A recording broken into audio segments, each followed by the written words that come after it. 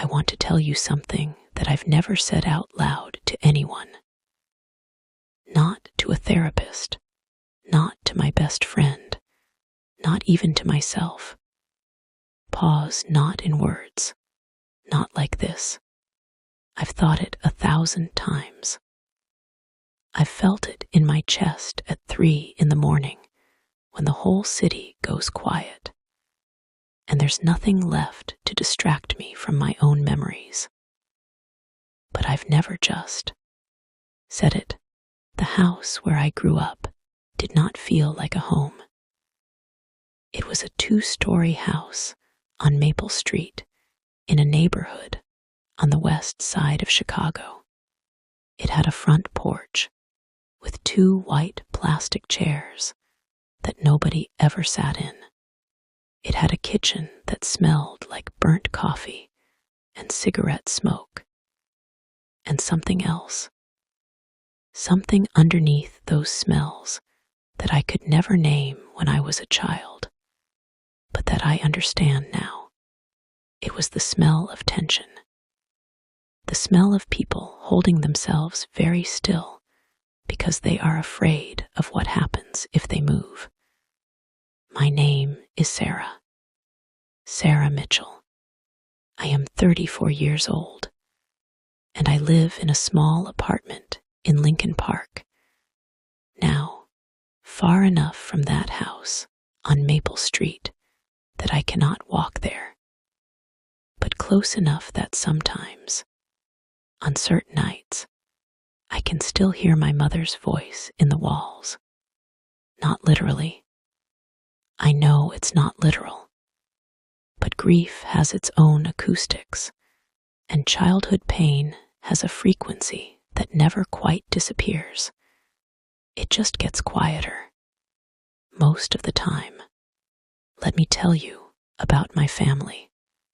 Not the version we showed the world, the Christmas card version, the church version, the version my father performed so effortlessly for neighbors and coworkers that sometimes I wondered if I was imagining everything. Let me tell you the real version. The one that happened behind the front door, after the plastic chairs and the painted shutters, and the nice enough lawn disappeared from view. My father's name was Robert Mitchell. He was a large man, not fat, just large. He filled rooms in a way that had nothing to do with his physical size. He was a manager at a manufacturing plant in Cicero, and he was good at his job, and his coworkers respected him, and 3 different people at his retirement party called him the most patient man they'd ever worked for. I remember standing there at that party when I was 26 years old, holding a plastic cup of soda water, listening to this man be described, and thinking, who are they talking about? Because the man they were describing was not the man I knew. The man I knew had 2 volumes, silence and explosion. There was nothing in between. There was the silence that could last for days. The cold, deliberate silence that pressed down on our house like weather. Like a storm that had arrived, but refused to break. And then there was the explosion. The shouting. The fist on the table, so hard the plates jumped. The door that slammed with enough force that the picture frames on the hallway wall tilted and never quite went back straight. He never hit us. I want to be very clear about that, because I know that when people hear the word dysfunctional, they immediately imagine bruises, and I am not dismissing anyone who lived that particular nightmare. But I want you to understand that you do not need to be struck to be wounded. You do not need physical contact for damage to occur. The body knows the difference between a blow and the threat of one, and it responds the same way. My mother's name was Patricia. Everyone called her Pat. She was a small woman with quick hands and a laugh that could fill a room. The kind of laugh that made strangers turn around and smile without knowing why. She laughed like that in public. She laughed like that with her sister, my Aunt Carol, when they sat at the kitchen table on Sunday afternoons, drinking coffee and talking about other people's lives with the gentle, affectionate cruelty of women who have known each other since childhood. But she did not laugh like that with my father. With my father, she was smaller. Not in her body, in her energy, in the space she took up, in the decisions she made and did not make. She moved through the house when he was home like someone navigating a room full of furniture in the dark. Carefully, slowly, alert to every obstacle. I had a brother, Daniel Robert Mitchell, 3 years older than me, which meant that by the time I was old enough to understand what was happening in our house, Danny had already developed his own system for surviving it. His system was absence. He was never home. He was at school, at practice, at a friend's house, working a part-time job at 14. He was anywhere but there, and I understood it.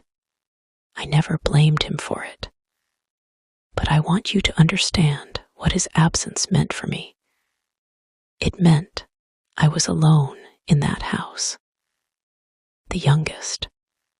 The last one standing in a room that nobody wanted to stand in. This is where my story begins. Not with a dramatic single event, though those came, I promise, those came, but with the slow accumulation of ordinary days in an extraordinary kind of pain, the kind of pain that doesn't announce itself, the kind that becomes the air you breathe. I remember the first time I went to my friend Keisha's house for dinner. I was 8 years old. Keisha lived 3 blocks away in a house that was almost exactly the same size as ours.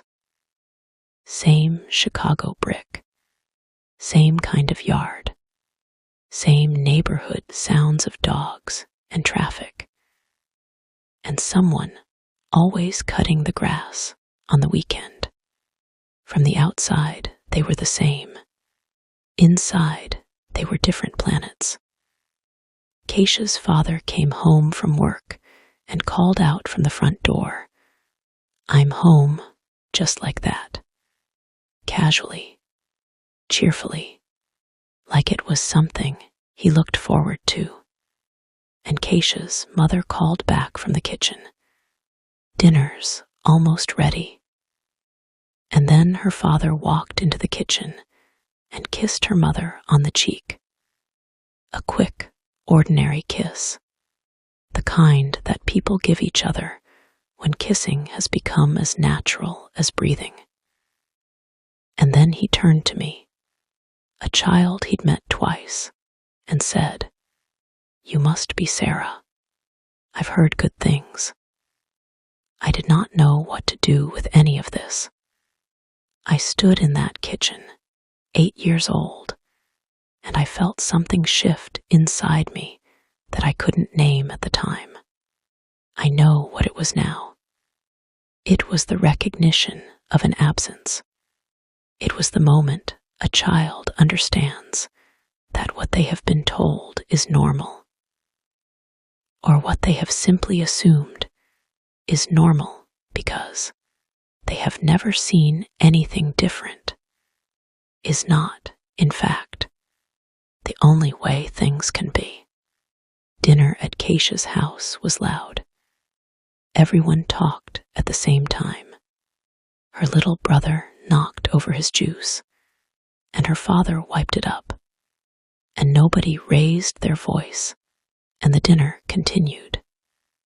And I sat at that table with my heart beating in a strange, unfamiliar rhythm, thinking, this is what it sounds like when people are not afraid, because that is what our house sounded like at dinner. Afraid, even when nothing was wrong. And sometimes nothing was wrong. Sometimes my father came home in a good mood, and the meal passed without incident, and we all went to bed intact. There was always that hum of anticipation beneath everything, that readiness. Every person at our table had one ear on the food and one ear on my father's voice, measuring the temperature of it, calibrating the evening against the sounds he made. The way he set down his fork told you things. The way he responded to a question with words or with silence told you things. The particular quality of the silence he maintained while my mother talked was its own kind of language, one that I became fluent in before I was 10 years old. I could hear, in the absence of his response, whether tonight would be fine or whether something was building. Children in houses like mine become extraordinarily sensitive, not because they are born that way, though maybe some of us are, but because sensitivity becomes a survival skill. When the emotional environment is unpredictable, you learn to read every signal, the angle of a shoulder, the speed of footsteps on stairs, whether the front door opens quickly or slowly, whether the first words spoken are warm or flat. You become, before you are old enough to understand what you are doing, a tiny expert in human mood, a specialist in the moods of one specific, frightening human. I walked home from Keisha's that night with the street lights just coming on, and the smell of Chicago in September all around me.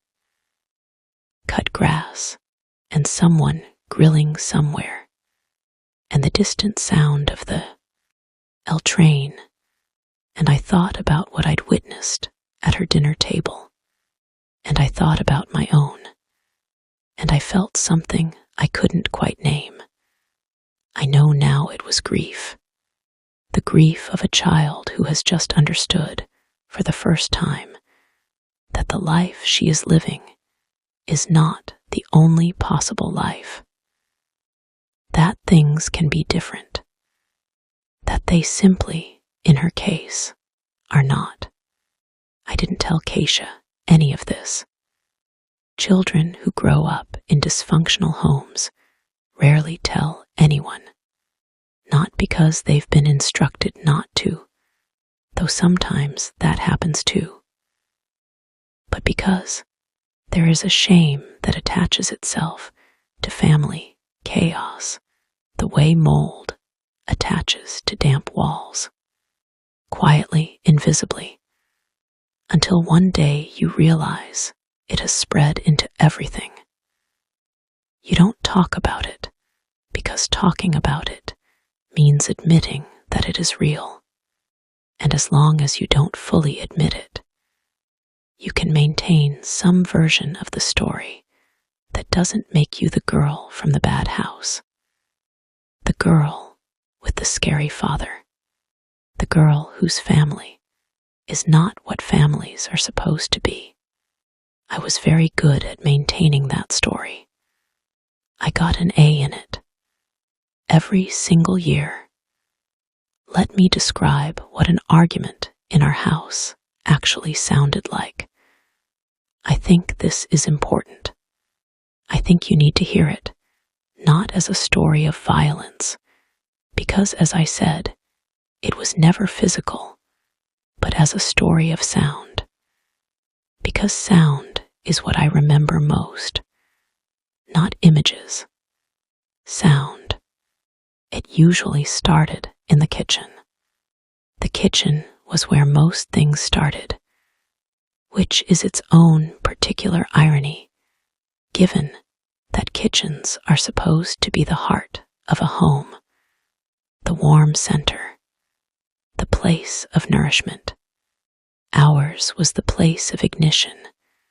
My father would come home. I would hear the door, and then there would be a period.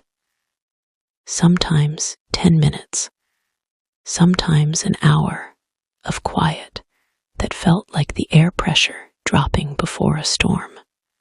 My mother would move around the kitchen making sounds that were too careful. The refrigerator opened and closed too gently. The cabinet doors were shut with deliberate softness. She was trying not to disturb anything. She was trying to give the evening a chance to be okay. And sometimes it was okay. I have to be honest about that. There were evenings that passed without anything. My father ate, watched the news, fell asleep in his chair, and the house breathed. My mother's shoulders came down from around her ears. I would feel the shift, physical, like barometric. And I would allow myself a few hours of something close to peace. But other nights, the storm broke. The argument could start about anything. I want you to understand that. The content was never really the point. It could start because the mail was left on the wrong counter. It could start because dinner was 20 minutes late, or because a bill had arrived, or because my mother said something, an opinion, a gentle disagreement, sometimes just an observation that landed wrong in my father's ears.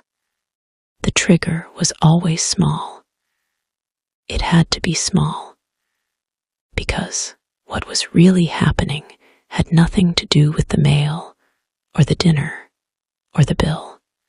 What was really happening was something much older and much harder to name.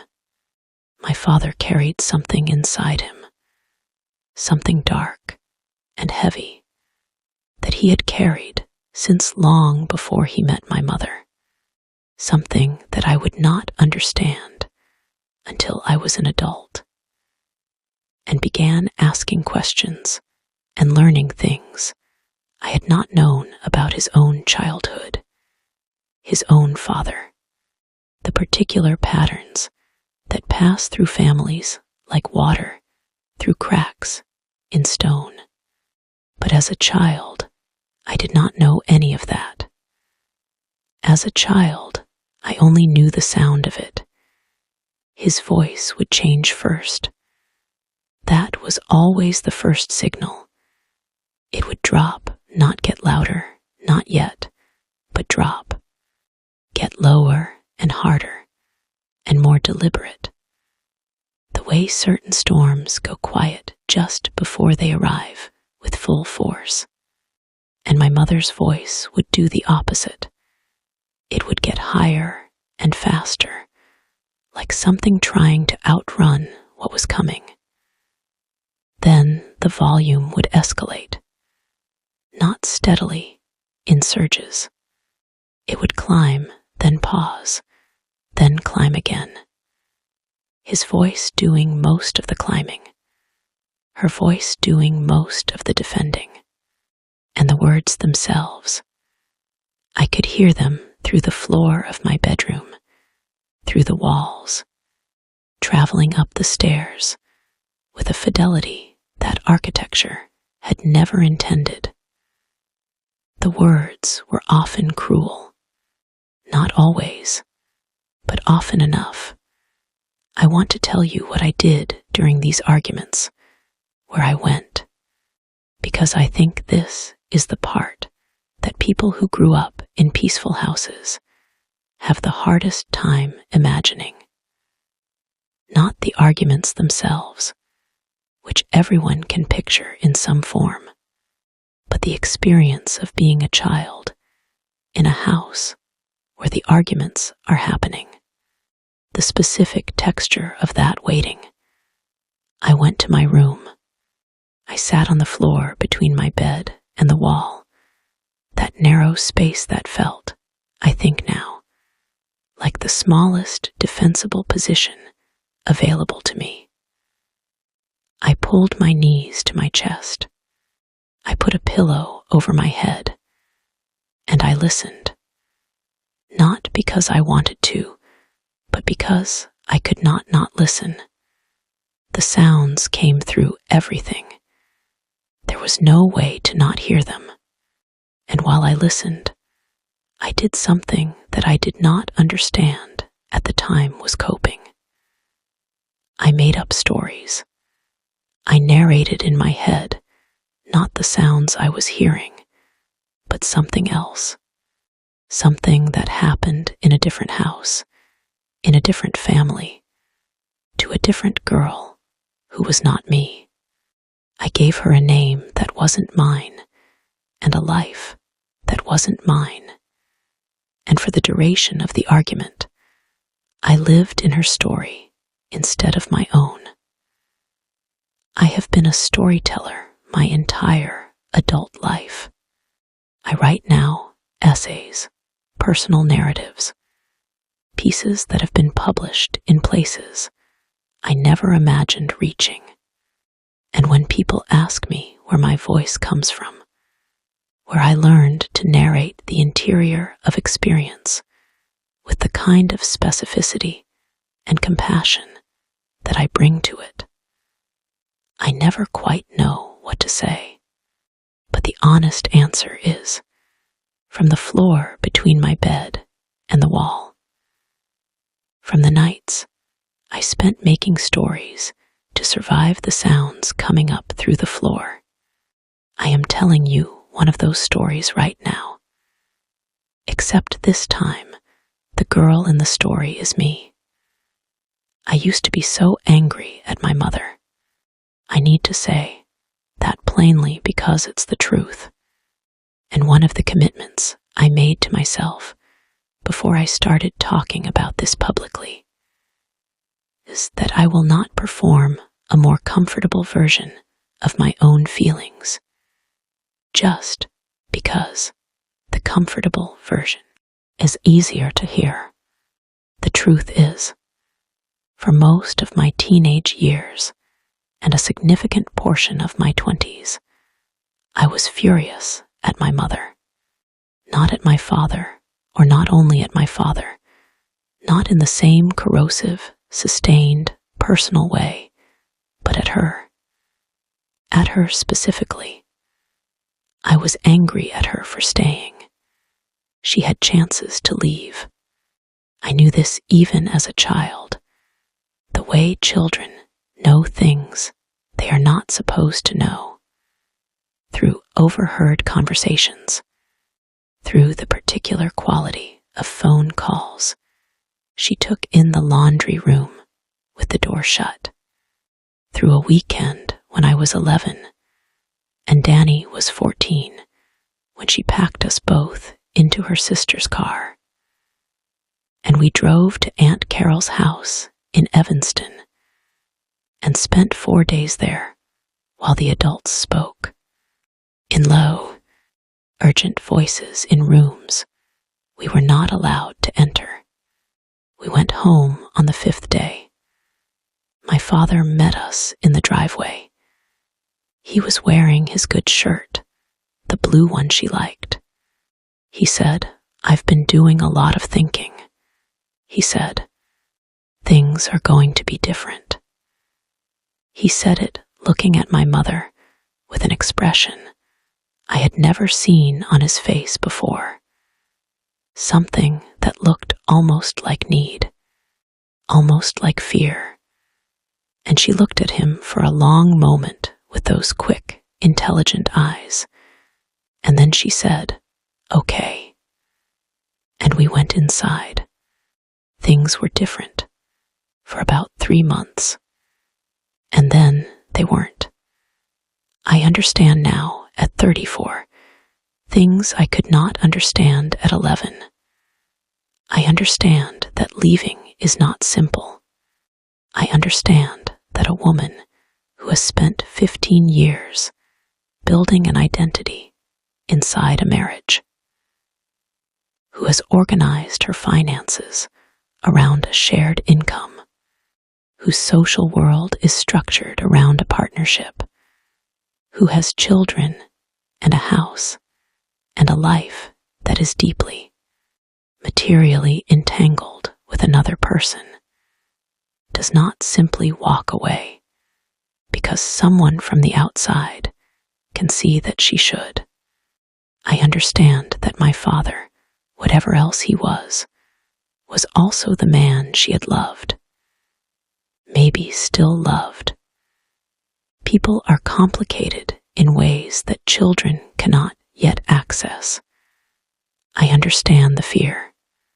I understand that she had watched her own mother stay and her grandmother stay, and that staying was the only map she had ever been given for this particular territory.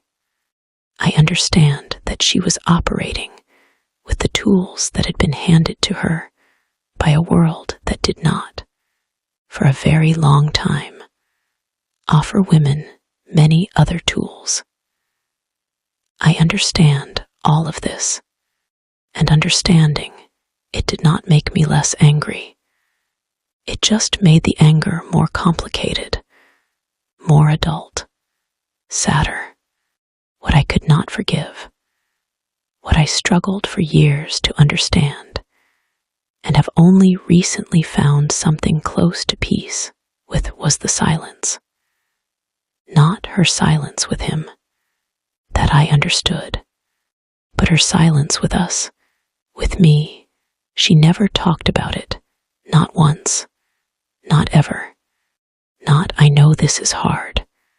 Not, "I'm sorry you have to hear this."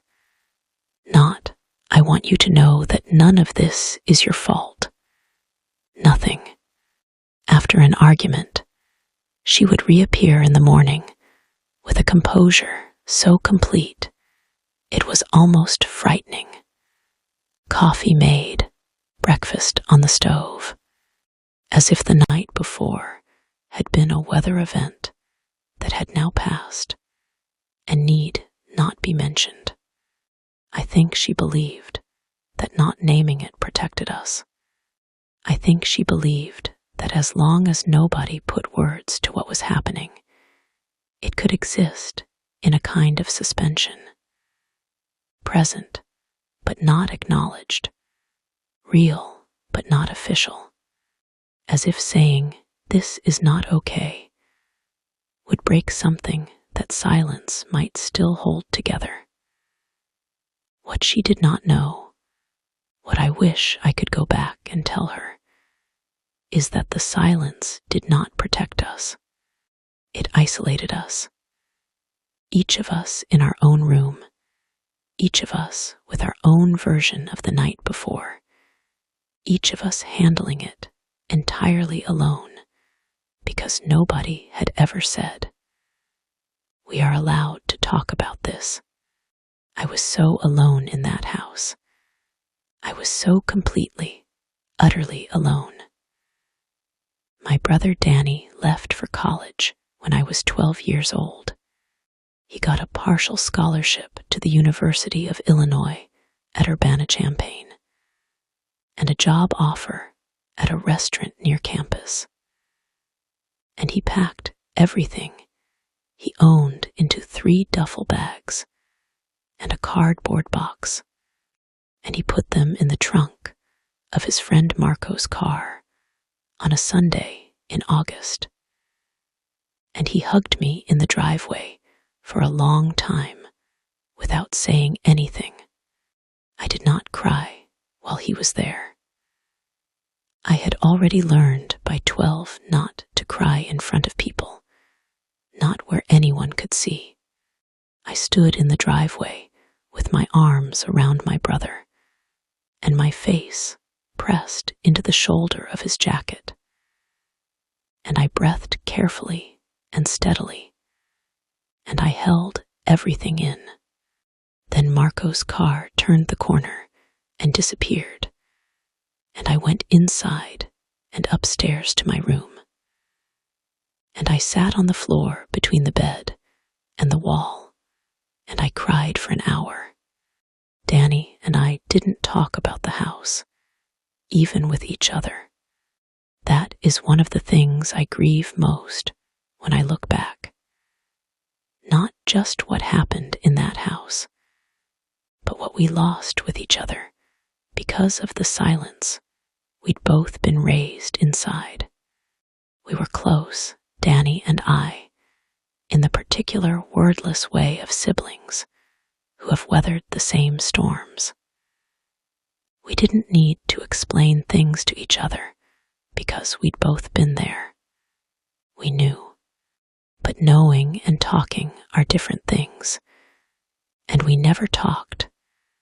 Not once while we were children. Not about the real things. We joked. We watched television together.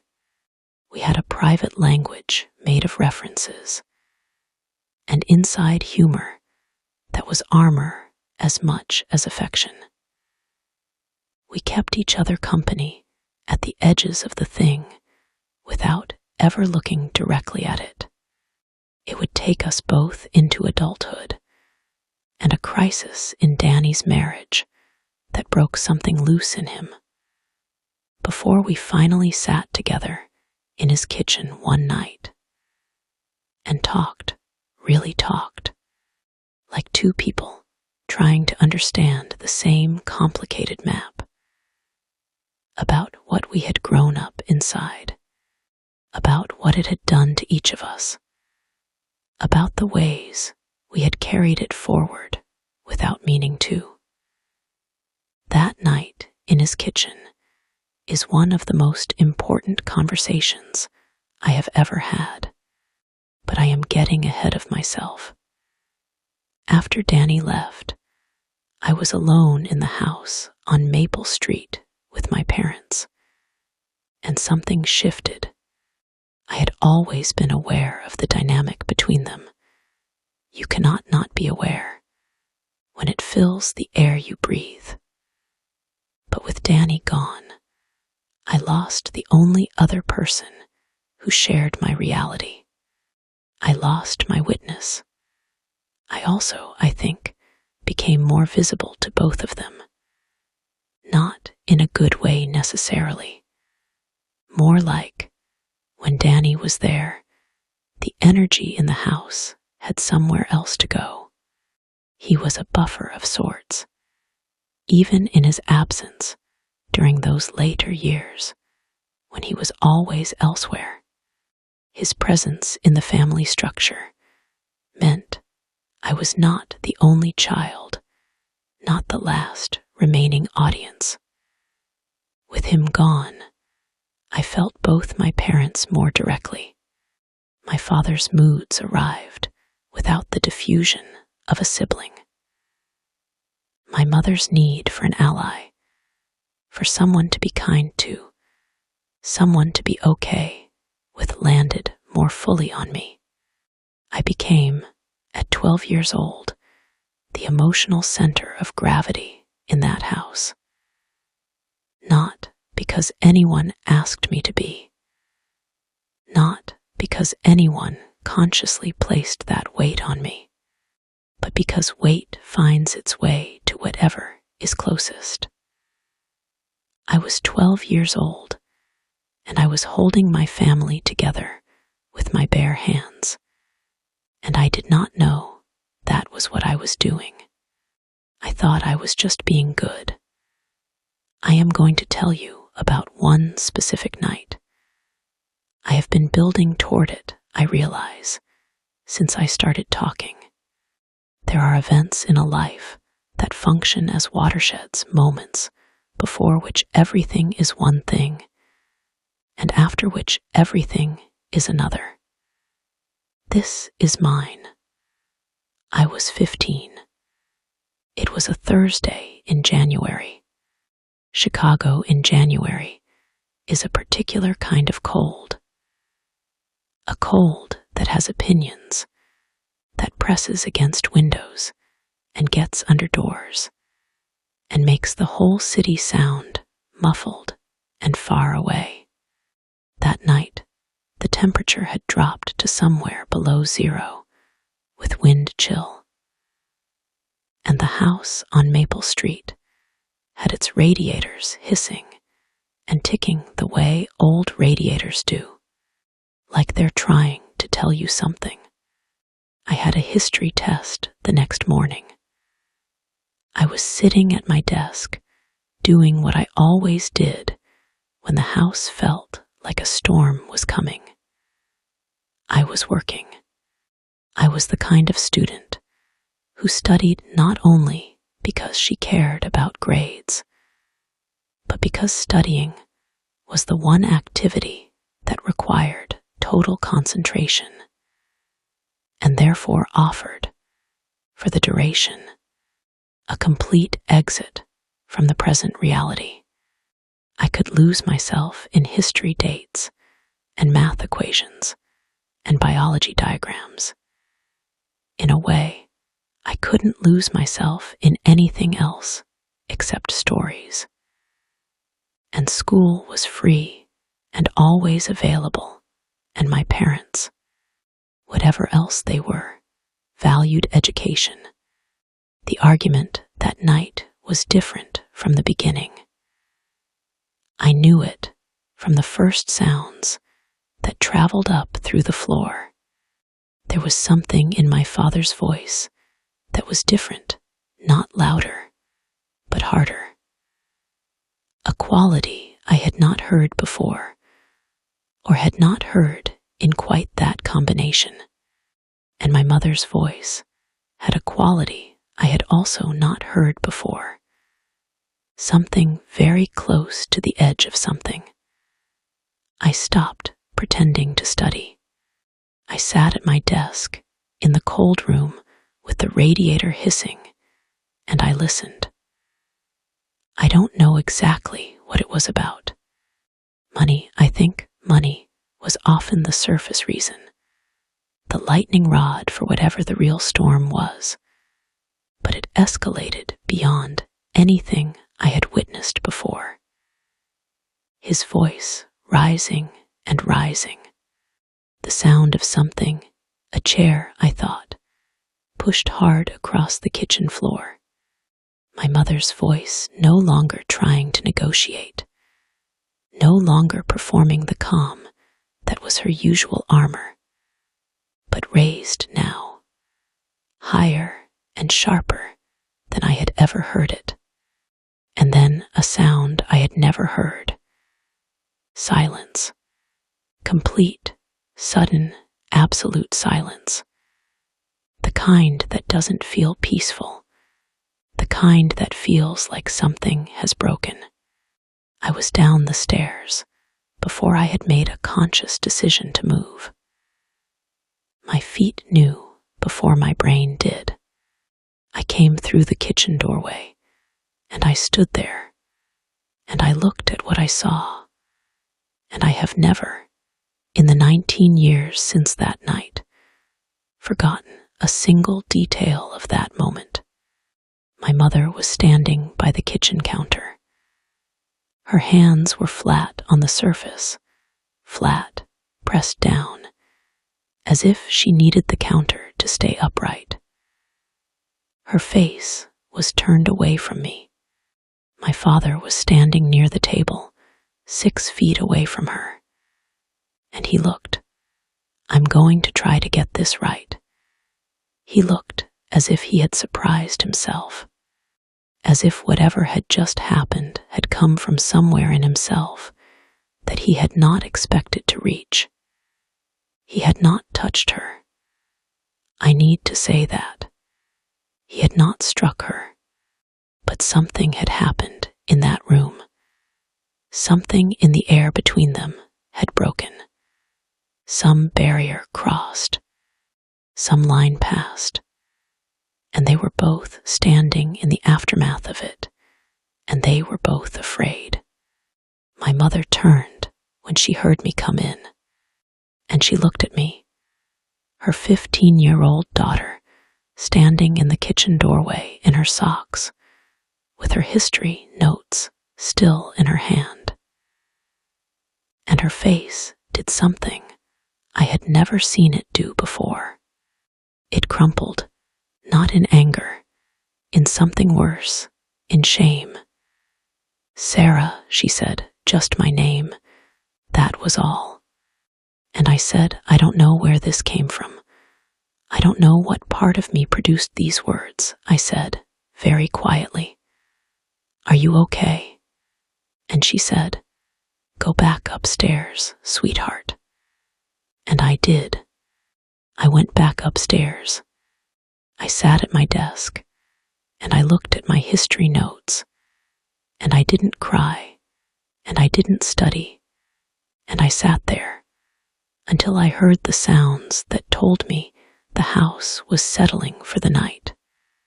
My father going to the back room, my mother moving around the kitchen, the lights going off one by one downstairs. The next morning, I came downstairs. My mother was at the stove. Coffee was made. She looked at me when I came in and she said, "Good morning, Sara. Did you sleep okay?" And I said, "Yes." And that was it. That was the conversation. That was the morning after the night I had come downstairs and found my parents in the wreckage of something that had almost been something else, something worse. And my mother looked at me with shame in her eyes and sent me back to bed. "Good morning. Did you sleep okay?" "Yes. I passed my history test. I got a 93. And I walked home that afternoon through the January cold thinking, I cannot keep living in this house. I cannot keep surviving in this house. I need to find a way out. Here is what nobody tells you about growing up in a house full of conflict. You don't leave it when you leave the house. You carry it with you. You pack it as carefully as everything else, more carefully maybe, because it lives in your body, and your body goes wherever you go. I left for college at 18, Northwestern University. A scholarship my own, worked for and earned with the particular ferocity of a girl who understood that education was the only guaranteed exit. I had applied to 7 schools. I had written 7 application essays. I had worked 2 part-time jobs in my junior and senior year of high school and maintained a GPA that my guidance counselor, a kind man named Mr. Patterson, called the most impressive he'd seen in 20 years of counseling. He didn't know why I was working so hard. He knew I was bright. He didn't know I was running.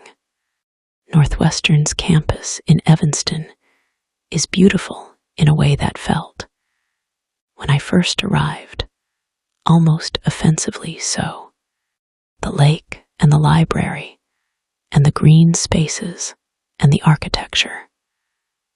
After the house on Maple Street, with its tilted picture frames and its particular silences, Evanston looked like a place that had been designed by someone who believed in possibilities.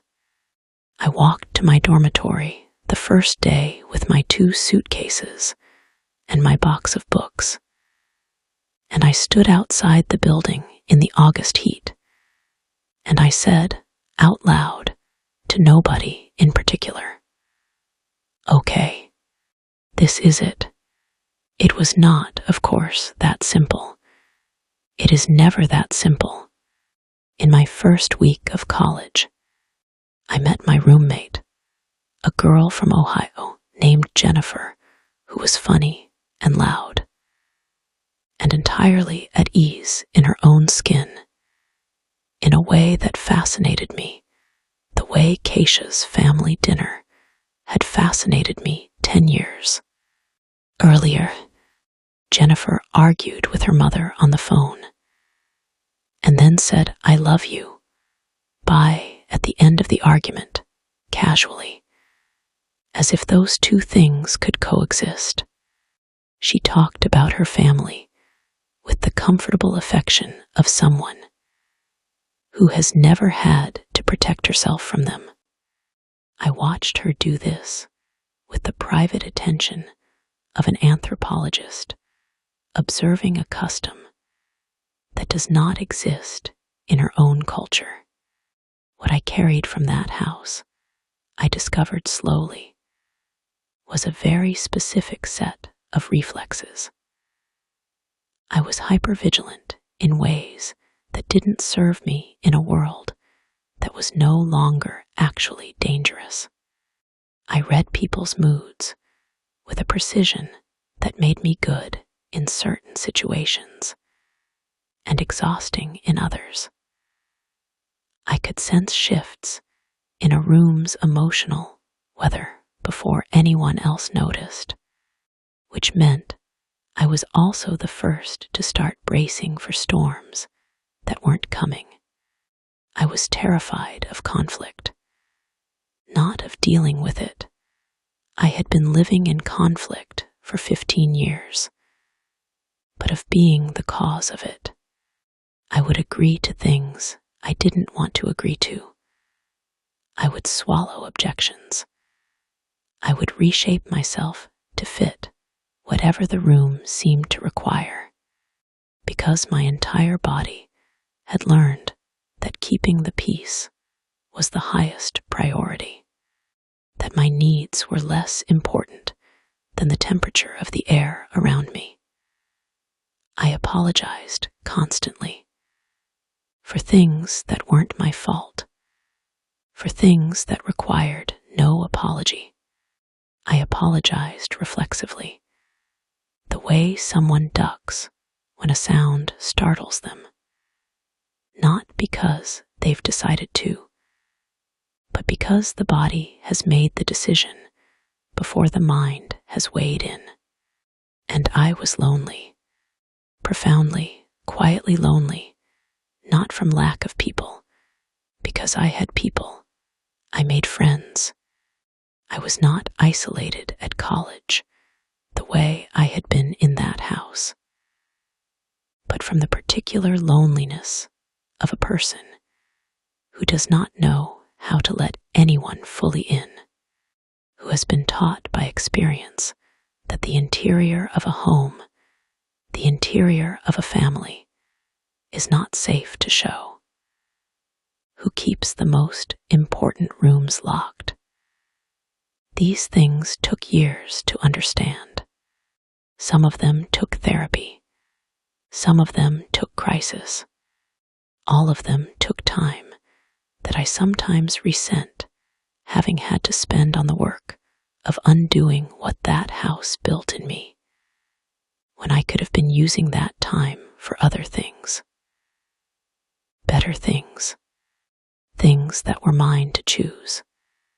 His name was Marcus. I met him in my junior year of college in a literature seminar on 20th century American fiction. He sat 2 seats to my left, and he had strong opinions about Toni Morrison, and he argued them with a confidence I found, at 20, entirely magnetic. He was smart and funny, and he had a voice that could fill a room without effort. And when he turned that voice, that attention toward me, I felt seen in a way I had not felt seen before. I should have noticed earlier the things that came with that voice. The certainty that sometimes crossed into stubbornness. The impatience that appeared when things didn't go his way. The way the temperature in a room could shift when something displeased him. These were not dramatic things. They were small. I noticed them the way I noticed everything. Acutely, precisely, the way a person with finely calibrated instruments notices changes in pressure.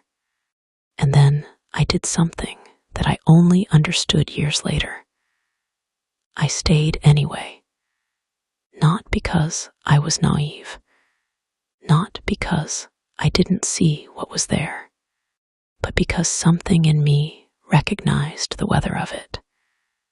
The tension and release. The warmth that followed difficulty. The way his apologies, and he did apologize. He apologized well, eloquently. Made the difficult moments feel temporary, aberrational, not representative of the real him. I had grown up fluent in this language. It was the only love language I had been taught. We were together for 3 years. We moved into an apartment together after graduation. We had interspersed with genuine good times, a version of the dynamic I had grown up watching. Not identical. He was not my father. Marcus was not my father. I need to be careful not to flatten people into symbols. But there was something in the shape of it, the unpredictability, the walking carefully, the constant emotional calibration that felt, God help me, familiar. Like home. I broke up with him at 24. It took me 3 attempts. The first 2 times I went back, because the peace that followed the leaving felt wrong too, in its own way. Too quiet, too still. I had spent so long in noise that silence had its own version of discomfort. I didn't know how to trust something that didn't require constant management. The 3rd time, I stayed gone. I moved into a studio apartment in Wicker Park that was smaller than my dormitory room had been, with a radiator that made the same hissing ticking sound as the one in the house on Maple Street. And I sat in that apartment the first night, and I said again, out loud, to nobody in particular, okay, this is it. This time I meant it differently, not as a beginning, as a reckoning. I started therapy at 25. I want to talk about this without embarrassment, because there is still, in certain communities, in certain generations, in a certain kind of pride that mistakes self-sufficiency for strength, a shame attached to seeking help.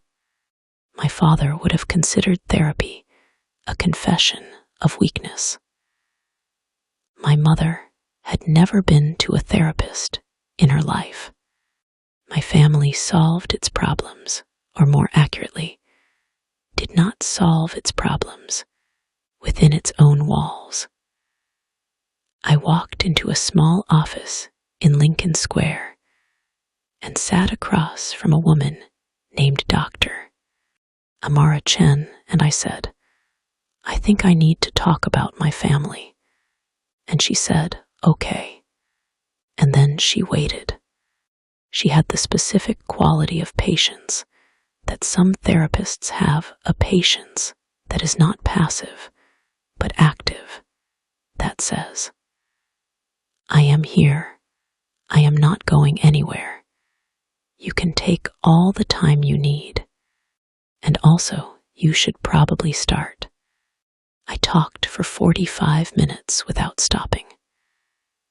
Things came out of me that I had not known were there, or that I had known were there, but had never located in language before.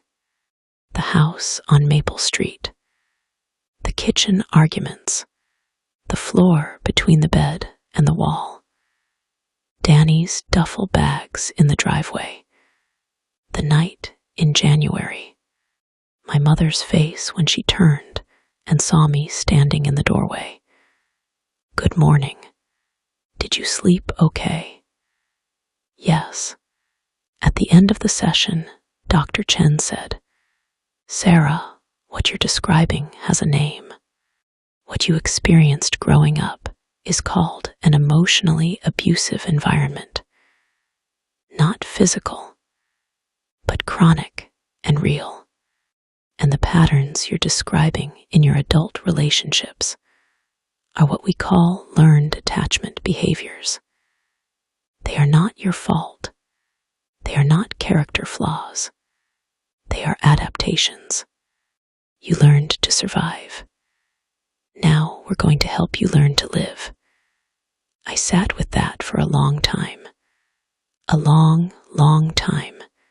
Learned to survive. Now learn to live.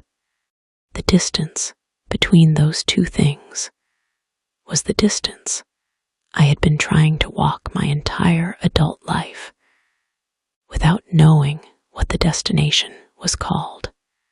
There is a version of this story in which my father is only the villain. I could tell it that way.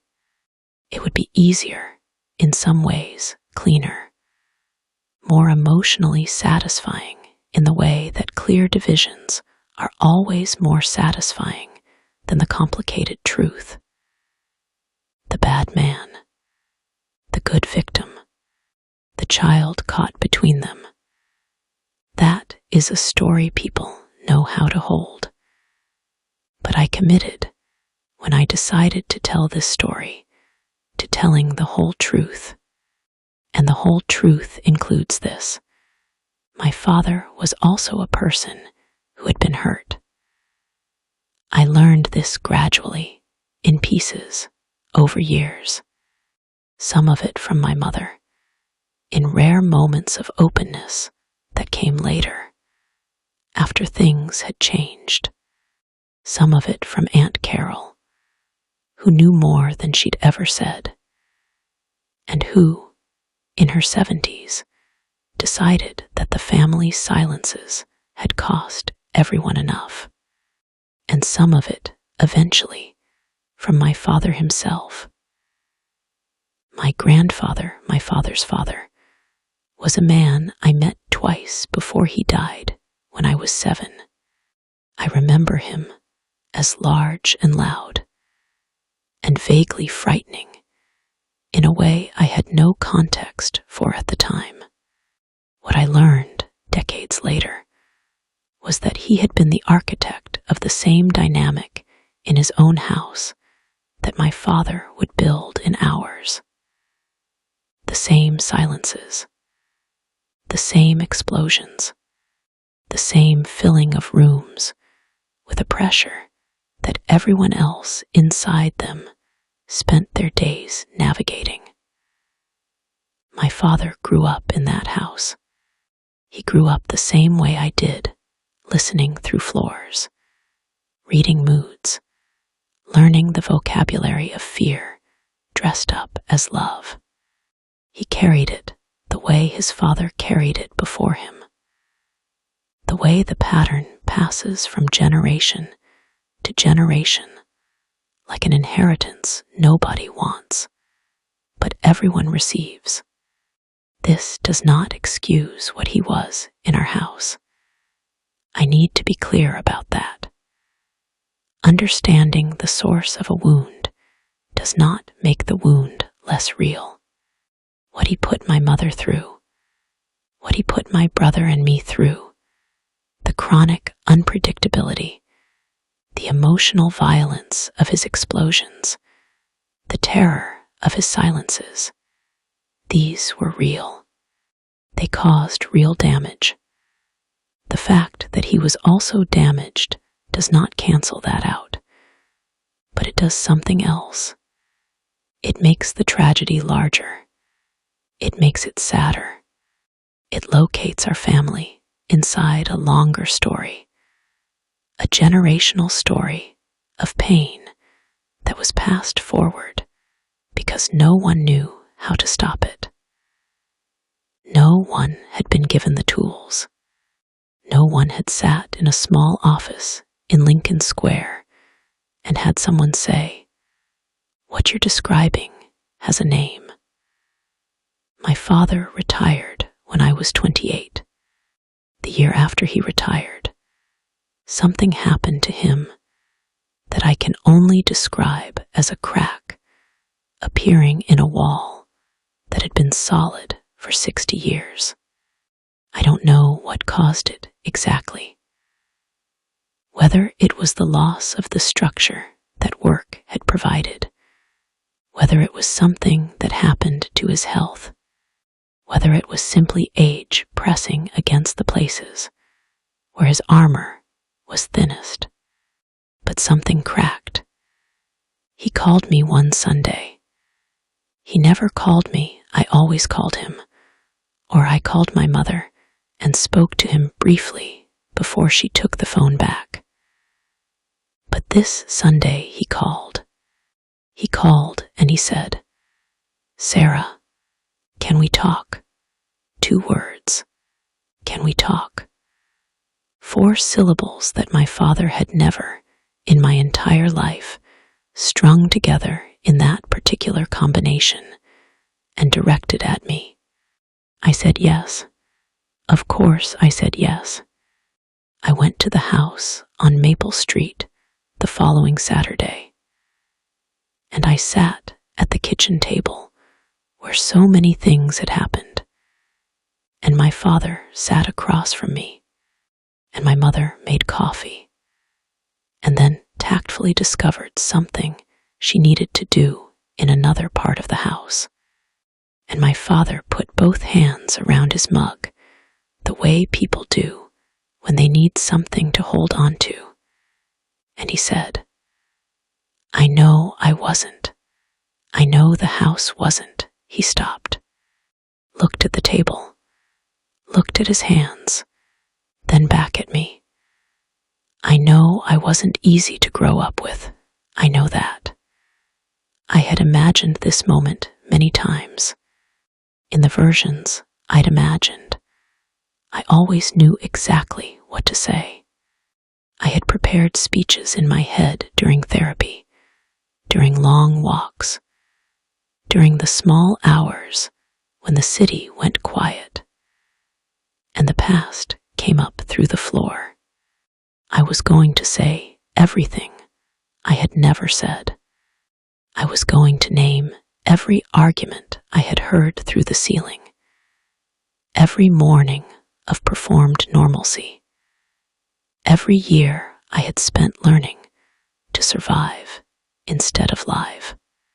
But sitting there across from my father, this large man, this man who had filled rooms with something frightening, who was now sitting at his kitchen table in his retirement with both hands around a coffee mug, looking like someone who had carried something very heavy for a very long time and had finally decided to put it down and didn't quite know what to do with his hands.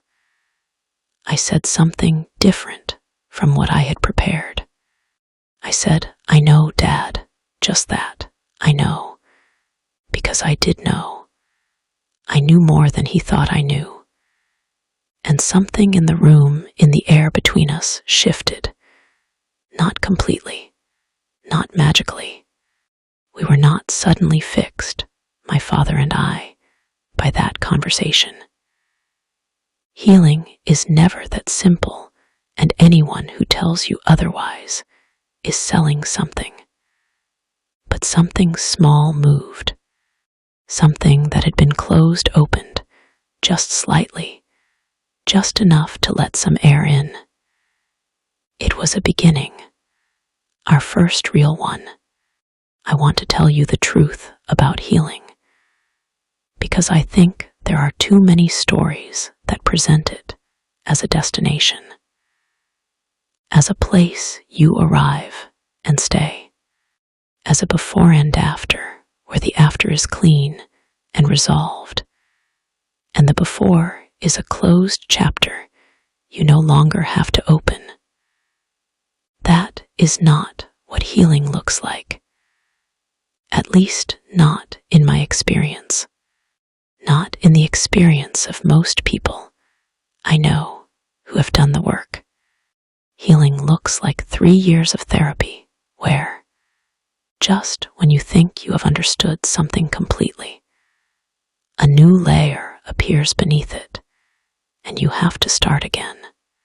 It looks like making progress, and then having a crisis, a breakup, a loss, a hard season that sends you back to old reflexes you thought you'd retired, and having to choose, very deliberately and very consciously, to do something different this time. It looks like relationships where you catch yourself falling into the old patterns and have the terrible experience of watching yourself do it in real time, knowing it's wrong, and having to physically choose something else. It looks like learning to have a disagreement without believing the relationship is about to end. That one took me until I was almost 30. I spent the better part of my 20s convinced, at the first sign of conflict with anyone I loved, that I was about to lose them. That disagreement was the beginning of destruction. This is what I learned in that house, that conflict escalates always, and what is escalating is headed somewhere terrible. It took years and a remarkable amount of patience from people who loved me to teach me that two people can argue and then come back to each other, that the air can clear, that things can be different in the morning without anyone having to perform the pretense that nothing happened. It looks like learning to ask for what you need. This sounds so simple. It is not simple. I was 31 before I could say, without anxiety, I need this from you. Before that, my needs were always secondary to the needs of the room, the needs of the relationship, the needs of whoever I was afraid of displeasing. Learning to take up appropriate space in my own life has been one of the most sustained projects I've ever undertaken. It looks like the relationship I'm in now. His name is James. He's a high school history teacher, the kind who is impossible to imagine doing anything else, who teaches with his whole self and comes home full of stories about his students, and is somehow still interested in everything, curious about everything, after 15 years in a classroom. He is steady in a way I had to learn to trust rather than distrust. Because steadiness, when you grow up in a house that is never steady, can feel suspicious, like the calm before a storm you can't yet locate on the horizon. James does not have a storm. I know this now, but it took me 2 years of being with him before my nervous system believed it. 2 years of waiting for the mood that didn't come, the explosion that didn't happen, the silence that didn't press down with that specific weight. And then one morning, I woke up, and I realized I had gone to sleep the night before without calculating anything, without measuring the temperature of the air, without positioning myself for whatever might be coming. I had just gone to sleep. That morning, in that realization, I cried more than I had cried in years. Not from sadness, from the particular grief of understanding what you missed, and the particular relief of understanding that you don't have to miss it anymore. Pause. James knows everything I've told you today. He knew it before I wrote it down. I told him in pieces over the first year we were together, on ordinary evenings in ordinary places. A Sunday walk by the lake, a rainy afternoon in our apartment, late nights after everyone else in our lives had gone to sleep, and the city outside was doing its quiet overnight thing. He listened the way someone listens when they are not just waiting for their turn to talk, the way Keisha's father listened at that dinner table when I was 8 years old, but that I understand now in a way I couldn't then. He listened like someone who believes that what is being told to him matters, that the person telling it matters. I have never taken that for granted. I don't think I ever will. I told you I would come back to the night in Danny's kitchen. This is where we are now. Danny is 43 years old. He lives in Oak Park with his wife Renee and their 2 daughters, Lily and me.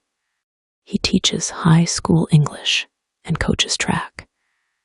And he is, by every account I have, and by my own observation over decades, a deeply devoted father, the kind who shows up to every event and remembers every detail, and calls his daughters after school just to check in, not because someone told him to, because he decided that was who he was going to be, because he made a deliberate, conscious choice about the father he wanted to be. And then he built himself into that person one ordinary day at a time. I love him for this, with a feeling that is almost too big to contain. Pause. 3 years ago, Danny and Renee went through a difficult period in their marriage. I won't share the details. Those are theirs, not mine. But it was serious enough that they separated briefly, and Danny came through it changed, cracked open in the way that some crises crack people open rather than destroy them, if they're lucky and they do the work. He called me during that period and said, "Sara, can we talk?" Those 4 syllables again. Our father had said them to me a few years earlier. Now my brother was saying them. Something in our family, slowly, haltingly, was learning a new language. I went to Oak Park. Renee was at her sister's. The girls were in bed. Danny and I sat at his kitchen table with cups of tea that we both let go cold while we talked for 4 hours. We talked about the house on Maple Street. Really talked, not around it, not in the private language of references and humor we'd always used, but directly, eye to eye, as adults who had both spent years carrying the same thing and had never, in all that time, set it down in the same room. Danny said, "I left you there. I need to say that. I left you there, and I've never stopped knowing it." I said, "You were 18, Danny. You were a kid. I was your brother." Pause, we talked about what we each remembered, the agreements between our memories and the divergences. Because siblings in the same house sometimes remember different events, or the same events differently. And this is not a matter of truth or falsehood, but of position. He had his seat in that house. I had mine. We saw different things from where we sat. We talked about our father. Danny had arrived at some of the same understandings I had through his own route. He said, "I used to think I was angry at him. Then I was angry at Mom. Then I realized I was angry at the whole shape of it, the whole structure. Like you can't really be angry at weather. You can just be angry that you were standing in it without a coat. Standing in it without a coat." I have thought about that phrase many times since. The image of it. Two children standing in weather they did not create and could not control, inadequately protected from something that was, in every meaningful sense, bigger than either of them.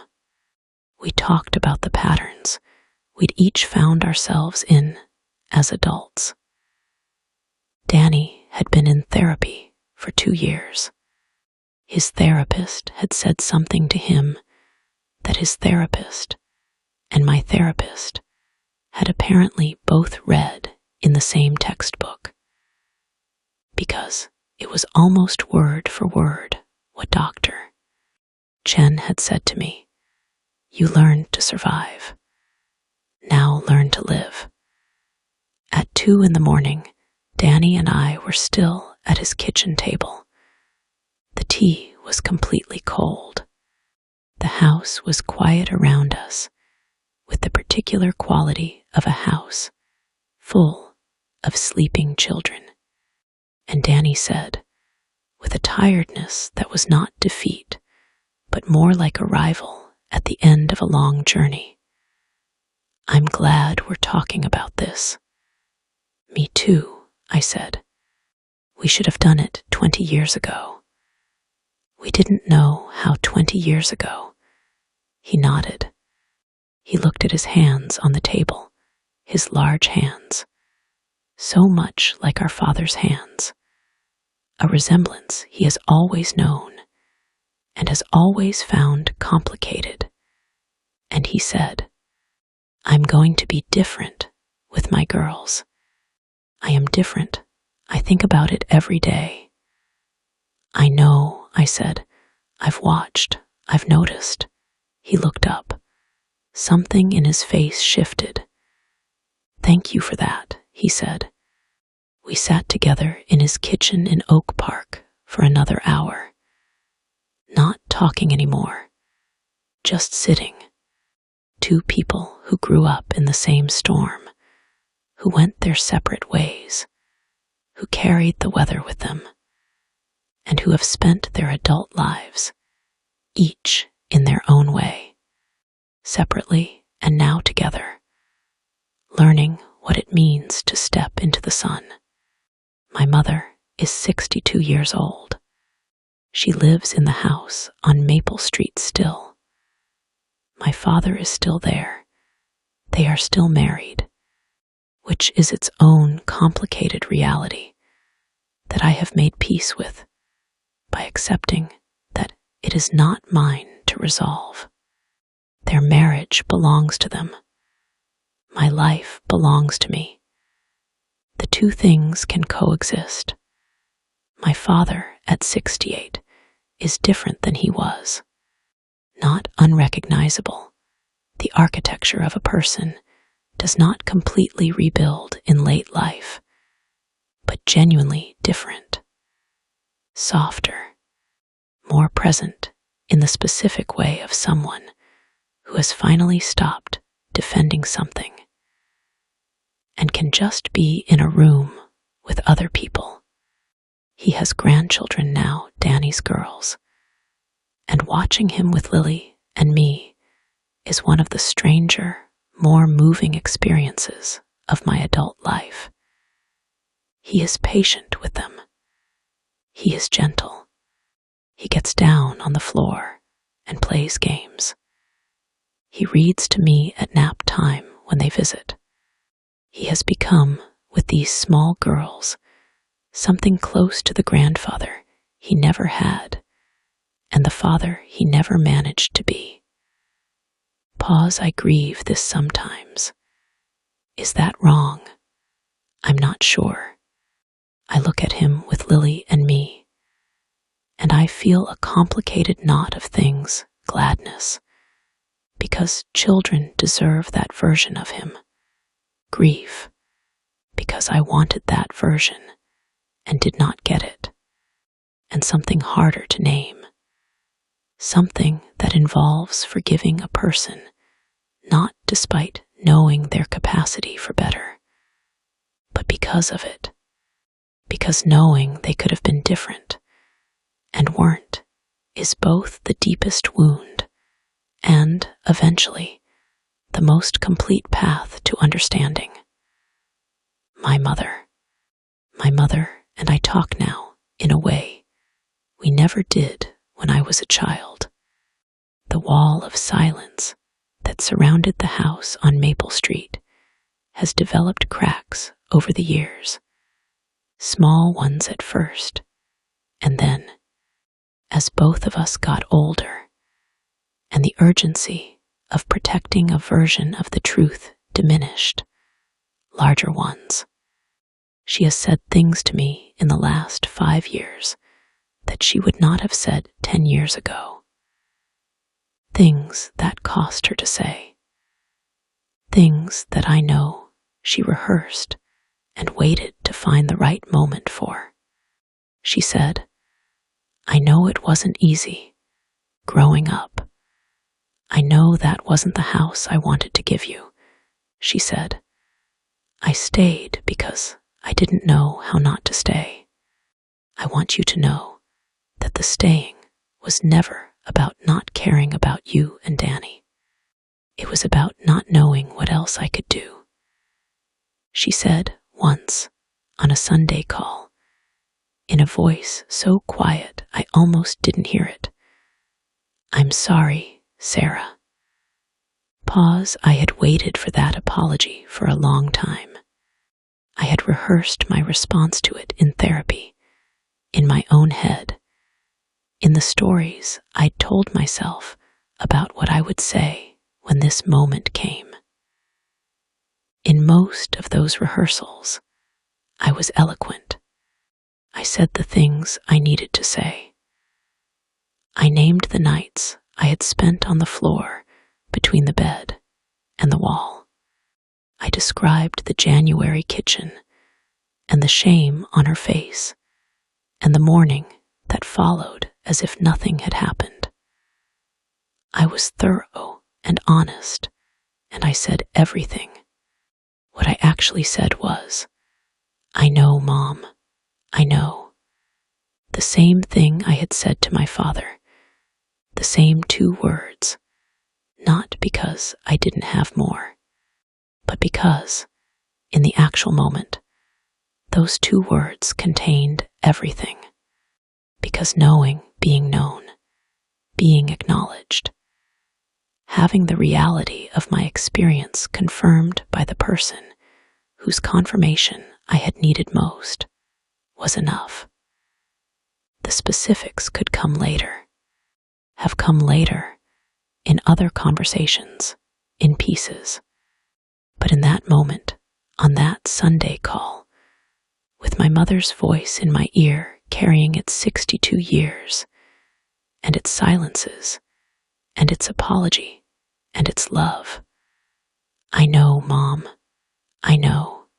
That was enough. I am 34 years old. I live in a small apartment in Lincoln Park that I have filled deliberately and with great care with things that feel like mine. Books, more books than I have wall space for, stacked and shelved and piled in corners with the cheerful disorganization of a person who reads everything. Plants that are thriving at differing rates, depending on my attention that week. A kitchen that smells like coffee and garlic, and the herbs James grows on the windowsill with an earnestness I find both endearing and slightly excessive. It is a home that feels like a home. I did not know for a long time what that would feel like. I know now. Pause, I know that children are not responsible for the emotional climate of their families. I know this in my mind, absolutely. And I know it in my body mostly, and I am working on the difference. I know that the adaptations I made as a child, the hypervigilance, the emotional caretaking, the self-erasure, the compulsive peacekeeping, were not character flaws. They were intelligent responses to an environment that required them. The problem was not in developing them. The problem was in not knowing, for a long time, that they could be undeveloped when the environment changed. I know that generational patterns are real, and they are powerful, and they are not inevitable. That knowing where a pattern comes from is the beginning of deciding whether you will carry it forward. That you can be the person in whom the pattern stops, not without work, not without help, not without considerable amounts of sitting in small offices and doing things that are uncomfortable and doing them again. But you can be that person. It is possible. I am evidence. Pause, I know that forgiveness is not the same as approval. I have forgiven my father, genuinely, not performatively, not the kind of forgiveness that is really just suppression with a nicer name. I have forgiven him because carrying resentment is heavy, and I have enough to carry, and because understanding the source of his damage has made him more human in my eyes and less monstrous, and because the man who sat across from me at his kitchen table with both hands around a coffee mug and said, I know, I wasn't easy deserved to be met with something other than the anger I'd been holding for 30 years. But forgiveness is not amnesia. It is not the erasure of what happened.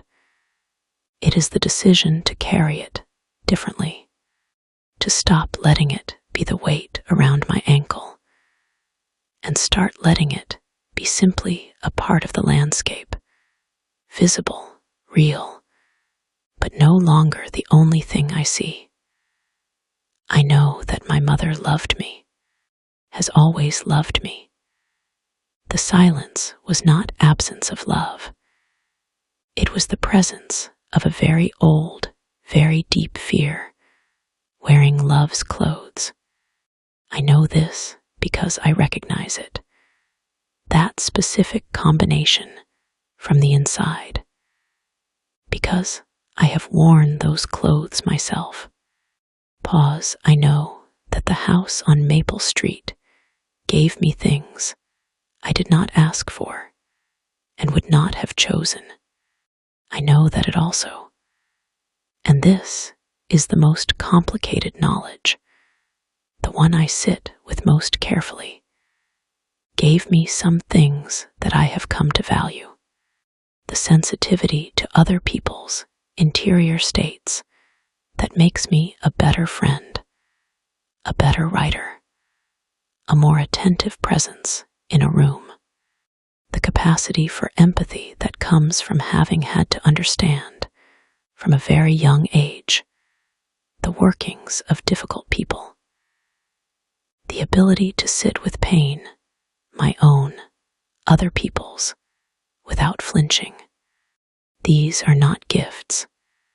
I do not call them gifts because that would make the cost too palatable, and the cost was real. But they are things I have, things I was shaped into by the particular difficulty of the life I lived. And I am using them. That matters to me, that I have turned the material of that house into something. If I could go back, not to change anything, because I have spent enough of my therapy hours on the fantasy of revision, and my therapist has, with considerable patience, helped me understand why it does not serve me. But if I could go back and sit on that floor beside the girl I was, the girl between the bed and the wall with the pillow over her head, making up stories to survive the sounds coming up through the floor. If I could sit with her, I would not tell her it gets easier right away. That would be a lie, and she is already living in a house full of things not said and things not admitted, and I would not add to that. I would tell her, what you are feeling is real, all of it. The fear and the loneliness and the anger you are not allowing yourself to feel, and the love you have for these people despite everything. All of it is real, and all of it matters, and none of it is too much or too dramatic, or something you need to get control of. It is the appropriate response to the life you are living. Pause, I would tell her. You are not crazy. I know there are days when you wonder, when the world outside this house operates on rules that make perfect sense, and the world inside it operates on rules that are invisible and shifting, and seem to have nothing to do with reason, and you wonder if maybe you're the one who doesn't understand something, if maybe this is normal, and you're simply not equipped to handle it. You are not crazy. You are in a situation that would disorient anyone. The disorientation is the evidence of your sanity, not its absence. I would tell her, find one person outside this house who you can be honest with, even partially. A teacher, a friend's parent, someone whose world operates on different rules and who sees you and who you can allow, even just a little, to know what is real for you. You do not have to tell everything, but find one person to tell something to. The silence is its own damage. Pause, I would tell her. The stories you are making up in the dark to get through the noise, keep making them. They are more than escape. They are practice. They are the work of a mind learning to organize experience into narrative, to make meaning out of chaos, to find, somewhere in the difficulty, the shape of a human truth. Every story you tell yourself tonight is a story you will one day tell someone else. and it will matter to them. I promise you it will matter. I would tell her, you will leave this house. You will leave it, and you will carry some of it with you. And you will spend years sorting through what you carried and deciding what to keep and what to set down. And it will be hard work, some of the hardest work of your life, but you will do it because you have been doing hard work since you were old enough to sit on a floor and listen and survive and make stories and love people who were difficult to love. You know how to do hard work. You have always known. Pause, and I would tell her the thing that would have meant the most, the thing I most needed someone to say when I was sitting on that floor in the dark, with a pillow over my head and the sounds of my family all around me. I would say, this is not your fault. None of this, not the arguments, not the silences, not the temperature of the air, not the tilted picture frames, not the mornings of performed normalcy that followed the nights of real pain. None of it is because of something you did or something you failed to do. You are 9 years old, and 12 years old, and 15 years old, and you are a child. And children do not cause the weather in their houses. They only live in it. You are not the cause. You are not the solution. You are just a person. A small, brave, furiously alive person making stories in the dark. And you are going to be okay. It is a Sunday morning in March. The radiator in my apartment is doing its hissing-ticking thing. The same sound as the one in the house on Maple Street, which I have learned to hear as a sound rather than a feeling. Just a radiator, just heat moving through pipes, just the ordinary sounds of being alive somewhere. James is in the kitchen. I can hear him, the coffee grinder, the particular way he opens cabinet doors, which is with too much confidence for early morning, but which I have come to find, in the way one comes to find the specific habits of a person they love, entirely right. He is singing something to himself, a song I can't quite identify. Just his voice, slightly off-key, happy in the way people are happy when they think no one is listening. I am sitting at my desk. I am telling you this story. Pause later today. We are going to Danny's for dinner. Lily wants to show me a science project she's been working on. Something about ecosystems, Danny said on the phone, though she keeps changing the scope of it, and he's not entirely sure what it is anymore. He wants to teach me a card game she invented, whose rules appear to change based on the score. My father and mother are going to be there. James will sit next to me at the table, and he will listen to my family with his teacher's patient attention.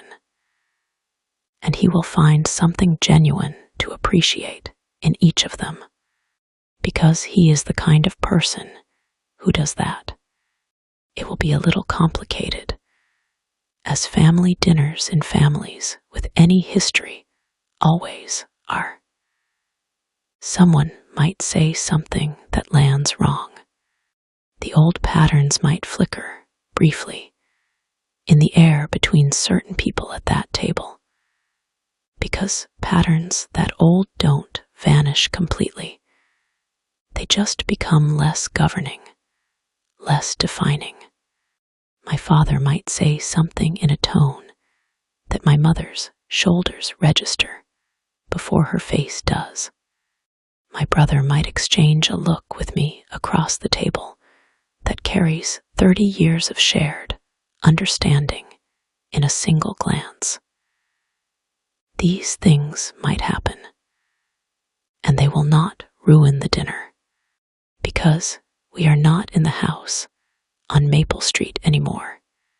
We are in Danny's house in Oak Park, where his daughters have made a drawing that is taped to the refrigerator, where there are shoes by the front door in the cheerful arrangement of a family that is always going somewhere, where the sounds from the kitchen when the food is being finished are the sounds of people talking because they want to, not because they are managing something. Pause. I have been telling you this story for a while now. If you've made it this far, you know everything that matters. You know about the house and the kitchen and the floor between the bed and the wall. You know about Keisha's dinner table and my mother's silence and my brother's duffel bags and the night in January. You know about Dr. Chen and Marcus and the studio apartment in Wicker Park and the conversation with my father and the one with my mother and the one with Danny at 2 in the morning with cold tea in a quiet house. You know the shape of it, the whole shape of it. Pause. What I want to leave you with, what I started telling this story in order to say, is this. If you grew up in a house like mine, I need you to know that you are not alone, that the particular loneliness of that house, the loneliness of a child surrounded by people and still entirely alone, the loneliness of not being able to name what is happening, of performing normalcy while carrying something that has no name yet. That loneliness was real, and it was real for many people, and you were not imagining it, and you were not too sensitive, and you were not the problem. And I need you to know that what you carry from that house is not your identity. It is your history. Those are different things. Your history is what happened to you. Your identity is what you decide to do with it. The patterns can stop with you. I know this is a large thing to say. I know it sounds like the kind of line that belongs on a motivational poster, and I have a general policy against motivational posters. But I have seen it. I am seeing it. Danny with his daughters, me with my work, my relationships, the particular way I try to be present in the lives of people I love. My father imperfectly, belatedly, but genuinely, choosing something different in his late life, not because anyone told him to, because something in him that had been closed for 60 years found a crack and let some light in. The patterns can stop. They do not stop automatically. They stop because someone decides, because someone sits across from a therapist in a small office and tells the truth, because someone makes a call and says, "Can we talk?" Because someone sits on a kitchen floor with a sibling at 2 in the morning and says out loud what was never said in the house where they grew up. Because someone tells the story. James is calling from the kitchen. Coffee is ready. Outside, Chicago is doing its Chicago thing, late winter, early almost spring. the city gathering itself for another season. The radiator is hissing. The plant on my desk, a small succulent that I have somehow managed to keep alive for 3 years, which is longer than I kept anything alive before James taught me about drainage, is doing what plants do in the morning, which is exist quietly and reliably in the light. I am going to get up from this desk. I am going to go into the kitchen and drink the coffee that James made and stand next to him in the morning light and listen to him talk about whatever he is thinking about today.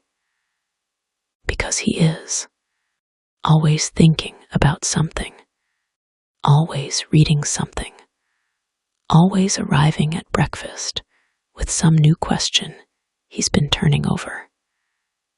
And I am going to be entirely here for it, not calculating, not managing, not waiting for something to go wrong, just here